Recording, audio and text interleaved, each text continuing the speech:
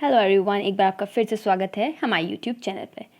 आज हम पढ़ेंगे हरिश्चंद्र उपाख्यान का द्वितीय खंड। प्रथम खंड हम पार्ट 1 में कर चुके हैं। आशा करते हैं आपने देखा होगा, नहीं देखा होगा तो आप एक बार देख सकते हैं। आज हम पढ़ेंगे उसका द्वितीय खंड।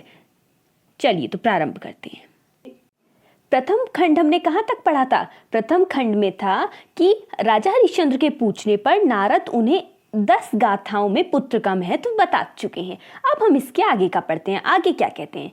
अब नारद उनको 10 गाथाएं बताने के बाद क्या कह रहे हैं? वरुणम राजन उपाध्वा पुत्रों में जायताम तेन त्वा यज्जयति। क्या कह रहे हैं वो? तब नारद उनसे कह रहे हैं कि वरुण राजा की प्रार्थना करो। क्या?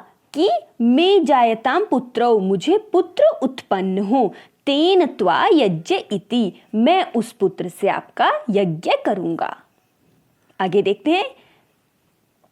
अब राजा हरिश्चंद्र कहते हैं कि नारद से तथैति स वरुणम राजनाम सारम पुत्रो में जायताम तेन त्वा यज्ञ इति तथेति तस्य पुत्रो यज्ञै रोहित नामः। तथेति ऐसा ही हो, स वरुणम, उन्होंने वरुण की उपासना प्रारंभ की। किन्होंने? राजा हरिश्चंद्र ने कहा ऐसा ही हो, उसने राजा वरुण की प्रार्थना करनी शुरू कर दी। पुत्रों में जायते के किससे की उन्होंने उनकी प्रार्थना? उन्होंने कहा पुत्रों में जायते, मुझे पुत्र उत्पन्न हो, तेन त्वा यज्ञैति, उससे मैं आपका यज्ञ करूंगा।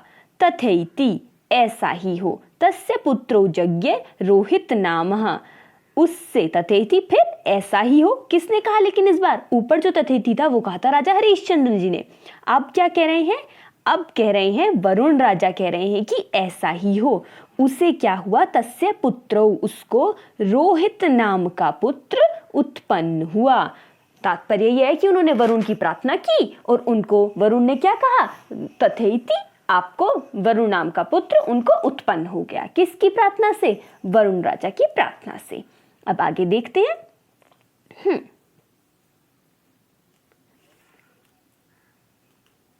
ताम हुआच अजिन्वयते पुत्रो यजस्य मान्येति ताम हुआच। तब वरुण ने क्या कहा? जब उनको पुत्र हो गया तो वरुण ने कहा अजनी वैते पुत्रो, अर्थात तुम्हें पुत्र हो गया है। ते पुत्रो, तुम्हें पुत्र हो गया है। यजस्वा मामन्येति, उससे मेरा यज्ञ करो। भाई उन्होंने जो प्रार्थना की थी, क्या की थी? उन्होंने कहा था कि मुझे पुत्र उत्पन्न हो, मैं उससे आपकी क्या करूंगा? यज्ञ करूंगा आपका। तो अब यही बात कौन कह रहे हैं? वरुण कह रहे हैं कि तुम्हें पुत्र उत्पन्न हो गया है, यजस्वा मान्येति, मेरा अब उससे यज्ञ करो।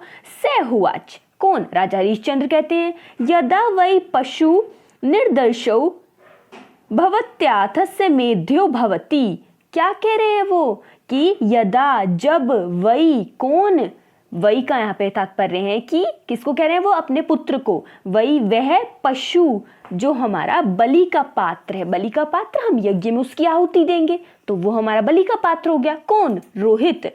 बलि का पात्र भवत्या 10 दिन का भवत्याथ हो जाता है। मेध्यो भवति, तभी यज्ञ के योग्य होता है। अब उन्होंने क्या कहा? उन्होंने कहा कि भाई जब हमारा जो बलि का कौन है? पात्र है, अर्थात पशु है, अर्थात रोहित है, जब वो 10 दिन का हो जाएगा तभी हम उससे यज्ञ करेंगे। क्या कहा उन्होंने? निर्दर्शौ नन्यवथ त्वा यज्ञ इति तथेति, उससे 10 दिन का होने दीजिए। दशौ, उसको 10 दिन का होने दीजिए। त्वा यज्ञ इति, तब मैं आपका यज्ञ करूंगा। तथेति, वरुण ने कहा, वरुण राजा ने क्या कहा? तथेति ऐसा ही हो। अब वरुण राजा ये कह के चले गए। अब देखते हैं आगे क्या होता है। अब ये हमारी क्या थी? वो थी हमारी प्रथम उक्ति। एक तरह से देखा जाए तो उनका वो प्रथम एक्सक्यूज था अपने पुत्र से मोह के कारण, कि भाई उनको अभी अपने पुत्र को यज्ञ नहीं करना है, क्योंकि यज्ञ करेंगे तो उनको आहुति देनी पड़ेगी अपने पुत्र की। तो इसीलिए उन्होंने, वो एक पहला एक्सक्यूज था। और अब हमारा आता है द्वितीय उक्ति। उन्होंने क्या कही? कहते हैं से है निर्देश आसह तम हुआच निर्दर्शो अन्नभूत यजस्व मान्येति स हुआच। अब क्या कह रहे हैं वो? तब कहा जब सहे निदर्श आसह, वह 10 दिन का हो गया। कौन? जो हमारा रोहित था वो 10 दिन का हो गया। तम हुआ, फिर वरुण देवता आए और उन्होंने फिर से कहा निदर्शो अन्न भुआद, अब यह 10 दिन का हो गया है। कौन? जो यज्ञ बलि का पात्र है वो 10 दिन का हो गया है। यज्ञस्य मान्यति, अब इससे मेरा यज्ञ करो। सहुआच, फिर हरिश्चंद्र जी फिर दो अपना द्वितीय एक्सक्यूज दे रहे हैं। क्या कह रहे हैं वो? यदा वै पशौ दंताः जयन्ते अतः स मेध्यो भवति, यदा जब वह बलि का पात्र अर्थात पशु दंतः दांत उसके उत्पन्न हो जाएंगे, दांत दंतः दांत जायन्ते आ जाएंगे, स मेध्यो भवति तभी वह यज्ञ के योग्य होगा। दंता आवन्यस्य जायंत मथ त्वयज्येति, दांत आ जाने दीजिए तब उससे मैं आपका यज्ञ करूंगा। क्या कह रहे हैं वो कि भाई अभी तो वो 10 दिन का हो गया है, परंतु जब तक हम यज्ञ नहीं कर सकते हैं अपने जो बलि का पात्र के, जब तक दांत नहीं आ जाते तब तक हम यज्ञ नहीं करेंगे, तो पहले उसके दांत आ जाने दीजिए फिर मैं उससे आपका यज्ञ करूंगा। तथेति, वरुण ने फिर कहा ऐसा ही हो। फिर वरुण चले गए। अब देखते हैं तृतीय पर्याय। तृतीय उक्ति क्या कही उन्होंने। फिर वरुण आएंगे। अब वरुण आए। वरुण ने क्या कहा? तस्य हे दंता जंजीरे, अब तो इसके दांत उग गए हैं या दांत आ गए हैं। तम हुआच, फिर कहते हैं फिर उसने कहा अज्ञतः वा अस्य दंताः, अब इसके दांत उगाए। जब उसके दांत उगाए तो उन्होंने कहा वरुण ने फिर से कि अज्ञतः वा अस्य दंता, दांत उगाए हैं यज्ञस्य मान्यति, भाई अब मेरा यज्ञ करो इससे। सहुआच, हरिश्चंद्र कहते हैं यदा वै पशो दंताः पद्यन्ते अतः स मध्यो भवति, अर्थात वो क्या कह रहे हैं? यदि वह यदा जब बलि के पशु का जो है हमारे दांत दंताः पद्यन्ते गिर जाएंगे, गिर जाते हैं, तभी वह यज्ञ के योग्य होता है।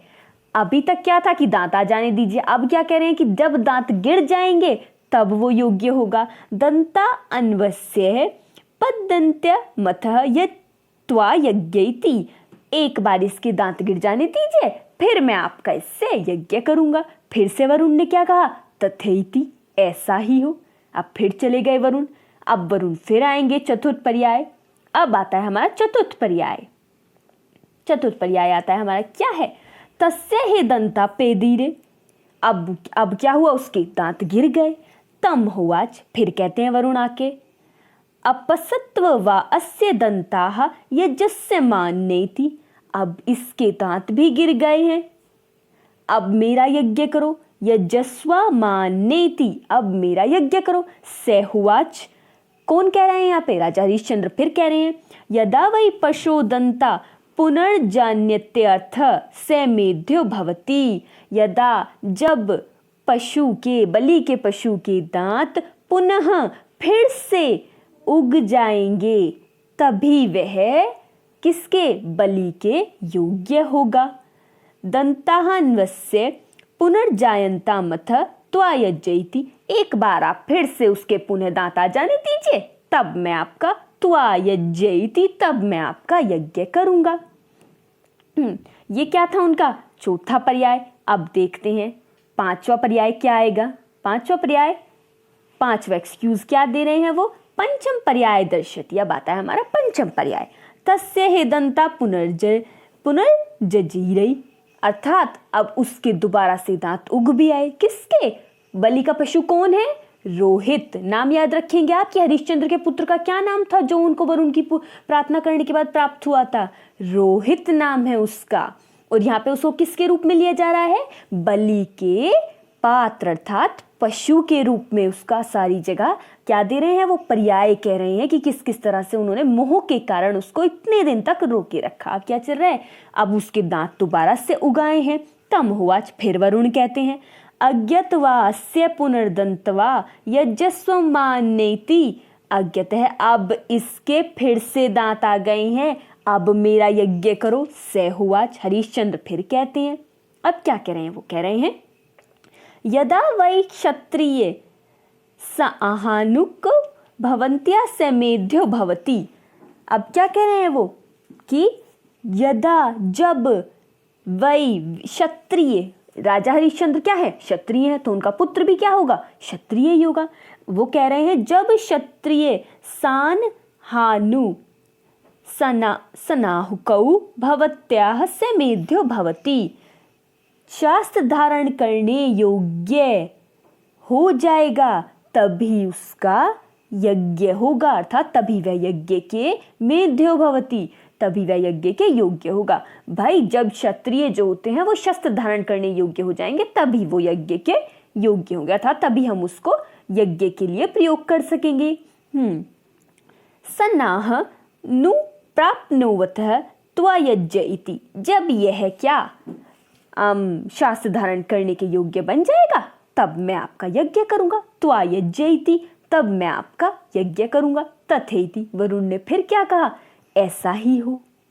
चलिए आगे देखते हैं आगे क्या होता है। आगे आता है हमारा शिष्टम पर्याय। शिष्टम पर्याय क्या हो रहा है, अब आता है वो, एक तरह से देखा जाए तो उनका 6 एक्सक्यूज क्या है, से ही सन्नाह प्राप्यते, अर्थात अब उसने कवच धारण कर लिया। तम होवाच, फिर वरुण ने कहा, सन्नाह नु प्राप्न्यो अद्य जस्वः मामन्येति, अब तो उसने कवच धारण कर लिया है। सन्नाह कवच धारण कर लिया है, प्राप्न्यो से अद्य, आज उसने कवच धारण कर लिया है, अर्थात जो क्षत्रियों के लिए उचित है कवच धारण कर लिया है। मान्येति, अब मेरा उससे यज्ञ करो। से, वह कहता है तथेति, आखिरकार आज उन्होंने, किन्होंने, हरिश्चंद्र ने कह दिया है तथेति, ऐसा ही हो। उक्त्वा, कहकर, पुत्र मान्य मंत्रमासः, ऐसा ही हो उन्होंने कहकर अपने पुत्र को पुत्रम आमंत्रय, बुलाया, पुत्र को क्या किया, आमंत्रित किया, अर्थात आ जाओ पुत्र आ जाओ। तात, पुत्र, अयम वै महार्या तोमादत्त, मैंने तुम्हें इनसे ही मांगा था, या फिर इन्होंने ही, अयम मुझे, महया इन्होंने ही तुम्हें ददातो दिया था। हन्तः त्वयाम अहमस्मिं यज्ञ इति, अब मैं तुम्हें क्या करूँगा, तुमसे इनका यज्ञ करूँगा। हन्तः, हाय, अब मैं मतलब हरिश्चंद्र तुमसे, किससे, रोहित से, राजा वरुण है जो, उनका यज्ञ करूँगा। अगर हम शॉर्ट में देखें तो क्या हुआ, सबसे पहले उनको रोहित उत्पन्न हो गया। वरुण आए और वरुण ने कहा कि भाई अब तुमने कहा था कि पुत्र उत्पन्न होने के बाद तुम मेरा यज्ञ करोगे, तुम मेरा यज्ञ करो। तो क्या कहा हरिश्चंद्र ने, कहा कि पहले बलि के पशु को 10 दिन का हो जाने देते हैं। वो 10 दिन का हो गया, वो नहीं, तब नहीं हुआ। उसके बाद उन्होंने कहा कि उसके पहले दांत आ जाने दीजिए, दांत आ गए। फिर उसके बाद उन्होंने क्या कहा कि दांत गिर जाने दीजिए, दांत गिर भी गए। फिर उसके बाद उन्होंने क्या कहा था, उसके बाद उन्होंने कहा कि पुनः दांत आ जाने दीजिए, फिर पुनः दांत आ भी गए। फिर उसके बाद उन्होंने क्या कहा, फिर इन्होंने जो पर्याय लिया वो क्या लिया कि भाई वो क्षत्रिय हैं तो पहले क्षत्रियों को कवच धारण कर लेना चाहिए। अब कवच धारण करने के बाद वो उन्होंने कहा है कि ठीक है अब मैं आपका यज्ञ करता हूँ, क्योंकि अब आगे कोई एक्सक्यूज शायद उनके पास नहीं बचा, तब वो क्या करें, ठीक है मैं अब आपके यज्ञ करता हूँ इससे। तो इसलिए उन्होंने अपने पुत्र को बुलाया है कि पुत्र आ जाओ, इन्होंने मुझे तुम्हें दिया था और अब मैं इसके तुम्हारे द्वारा इनका यज्ञ करूँगा, जैसे कि मैंने इन्हें पहले कहा था। अब क्या करते हैं, अब रोहित ने क्या किया आकर के देखते हैं। सहे ने नेत्य धुत्वा धनुराद्य आरण्यम उपास्तथौ, क्या किया उन्होंने, क्या कहा, रोहित ने क्या कहा, नहीं, ऐसा कहकर, नहीं, सिर्फ उन्होंने क्या कहा, नहीं, ऐसा कहकर, अत्युत्वा, ऐसा कहकर वह रोहित धनुष आदय, धनुष को लेकर आरण्यम उपास्तथौ, अर्थात धनुष को लेकर आरण्य की तरफ चला गया था, तो वन में चला गया। क्या कहा उन्होंने, अर्थात नहीं, ऐसा कहकर वो धनुष बाण उठा करके अपना वन में, आरण्य वन में चला गया। से संवत्सर आरण्यम चचारः, क्या है, संवत्सर अर्थात वर्ष भर वह आरण्य वन में चाचार घूमता रहा। क्या हुआ अब पापा ने कहा उसको कि पुत्र आ जाओ, इन्होंने मुझे तुम्हें दिया था, अब मैं अब तुमसे इनका यज्ञ करूंगा। तो अब पुत्र तो बड़ा है, पुत्र को पहले थोड़ा ही पता था ऐसा कुछ होगा, तो पुत्र ने क्या कहा, नहीं। और बाण, धनुष और बाण तो उसने ले ही रखा था, नहीं भी ले रखा होगा तो उसने उठाया और वो उठा करके कहाँ चला गया, वन में चला गया। इस तरह से हमारा रोहित के वन में जाने तक का द्वितीय खंड समाप्त होता है। आगे चलेगा हमारा तृतीय खंड। आशा करते हैं आपको पसंद आएगा। तृतीय खंड भी अगर आप देखना चाहते हैं तो आगे है, आप नेक्स्ट वीडियो में उसको देख सकते हैं। Thank you so much, have a good day, take care of yourself, bye bye.